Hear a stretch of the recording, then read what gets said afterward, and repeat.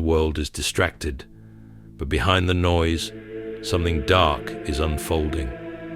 A war is being waged against the most peaceful faith on earth. The question is, why? John 15:18. If the world hate you, ye know that it hated me before it hated you. From the ashes of Syria to the burning churches of India and Ukraine, Christians are being slaughtered, persecuted, and erased. The media, silent, the leaders, complicit, and the funding, it all traces back to the hands of powerful, untouchable elites. India, Modi's silent war. In 2002, Gujarat burned. Thousands of Muslims were massacred. At the center, Narendra Modi. BBC's investigation confirmed that Modi, then Chief Minister, allowed the slaughter, let mobs run free, and ordered police to stand down. Today, the same man runs India, only now the victims are Christians. Hindu extremist groups like RSS and Bajrang Dal, vigilante militias who burn churches, assault pastors, and force conversions to Hinduism at gunpoint. Funded by domestic donors, nationalist politicians, and foreign money pipelines no one talks about. Trump warned Modi. The question is, will anything change? Zelensky's persecution, the hidden atrocities in Ukraine. While the world praises Zelensky, reports from independent journalists like Havira and Zaves expose a different reality.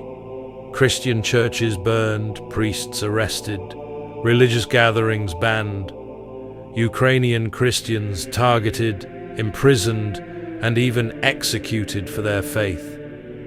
Zelensky's forces have actively participated in the suppression of Christianity, a fact buried by mainstream narratives. Why does no one ask, who funds him? The hidden hand. Who's funding the chaos? In Syria, Hayat Tahrir al-Sham, the Turkestan Islamic Party, and ISIS spin-offs continue their Christian genocide. Burning churches, executing priests, forcing conversions under threat of death. Who pays for it? Saudi businessmen like Nassim Qadi, who funneled $125 million through a Turkish front company linked to Al-Qaeda. Kuwaiti national Hajjaj al-Ajmi, who openly raised money for jihadists in Syria. The Saar Foundation and charities like the Association of Solidarity with the Palestinian People, funneling millions under humanitarian aid cover-ups. The same network of funds is linked to both Modi's Hindu extremists and Zelensky's persecution of Christians. Syria is burning, India is burning, Ukraine is burning, the Christians are the target, and no one is coming to save them. The final question. Why Christians? Christians aren't attacking, Christians aren't fighting wars. And yet, they are the most persecuted group on earth. Syria, India, Ukraine, Nigeria, Sudan. This is an agenda, a targeted erasure of the faith that preaches peace. And the ones behind it, their hands remain hidden, their money flows in silence, burnt offerings. A darker agenda? History repeats itself. Religious sacrifices in the name of power, blood spilled under hidden rituals. 9/11, Kashpitol's expose, the 21 Christian martyrs, were these events or orchestrated offerings? The 21 Coptic Christians beheaded by ISIS in Libya, their execution followed by a massive earthquake.